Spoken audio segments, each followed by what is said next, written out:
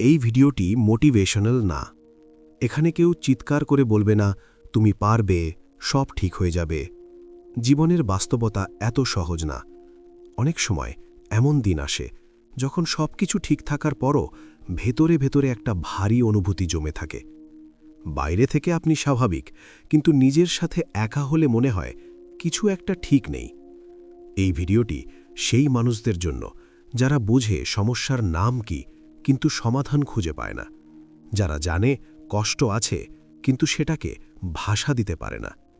আজ আমরা মন খারাপ ভালো করার চেষ্টা করব না, আমরা চেষ্টা করব নিজের সাথে কথা বলার ভুল প্যাটার্নটা ঠিক করতে।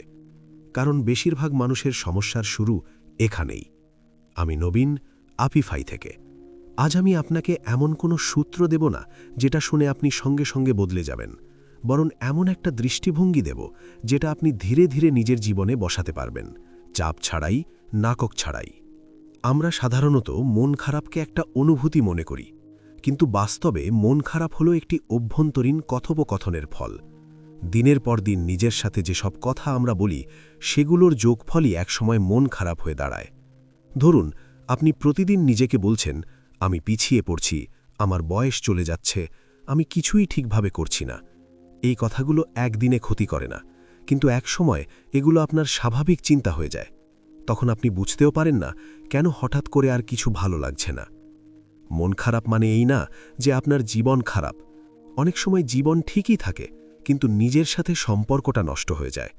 একটা বিষয় খেয়াল করে দেখুন, আপনি অন্য মানুষের সাথে যেভাবে কথা বলেন, নিজের সাথে সেভাবে কথা বলেন না। আপনার কোনো বন্ধু যদি ব্যর্থ হয়, আপনি তাকে বলবেন, সময় লাগবে, এটা একটা খারাপ সময়, তুমি চেষ্টা করছো, এটাই বড় কথা। কিন্তু আপনি নিজে ব্যর্থ হলে বলেন, আমি একটা বোকা, আমার দ্বারা কিছু হবে না, আমি সব সময় এমনই। এখানেই আসল সমস্যা। আমরা নিজের সাথে সবচেয়ে কঠিন ভাষায় কথা বলি। এই ভাষাই ধীরে ধীরে আমাদের ভেঙে দেয়। এই ভিডিওতে আমরা এই ভাষাটা বদলানোর কথা বলবো। নিজেকে ভালো বানানোর জন্য নয়, নিজেকে অপ্রয়োজনীয়ভাবে কষ্ট দেওয়া বন্ধ করার জন্য। বড় ভুল, নিজের পরিচয় আর পরিস্থিতিকে এক করে ফেলা। বেশিরভাগ মানুষ একটি বড় ভুল করে, তারা পরিস্থিতিকে নিজের পরিচয়ের সাথে মিশিয়ে ফেলে। যেমন, এই পরীক্ষায় ফেল করেছি, তার মানে আমি ফেল। এই কাজে সফল হইনি, তার মানে আমি অযোগ্য। এই সম্পর্কটা টেকেনি, তার মানে আমি সম্পর্কের জন্য ভালো না। এগুলো যুক্তিসঙ্গত মনে হলেও আসলে ভুল। কারণ আপনি একটা কাজ নন, আপনি একটা সময় নন, আপনি একটা সিদ্ধান্তও নন। আপনি একজন মানুষ যে বিভিন্ন সময়ে বিভিন্ন ফল পাচ্ছে। ফল খারাপ হলেই মানুষ খারাপ হয়ে যায় না। যেদিন আপনি এটা আলাদা করতে শিখবেন, সেদিন থেকেই ভেতরের চাপ কমতে শুরু করবে। আজ আমি আপনাকে একটি সহজ কিন্তু গভীর অনুশীলন দেব। এটা থেরাপি না, এটা কোনো মন্ত্রও না, এটা শুধু একটি প্রশ্ন। যখনই আপনার মাথার ভেতর কোনো কঠিন কথা আসবে, আমি কিছুই পারছি না, নিজেকে শুধু এটুকু জিজ্ঞেস করুন, আমি যদি আমার সবচেয়ে কাছের মানুষ হতাম, এই কথাটা কি তাকে বলতাম? উত্তর যদি না হয়, তাহলে সেই কথাটা আপনার জন্যেও প্রযোজ্য নয়।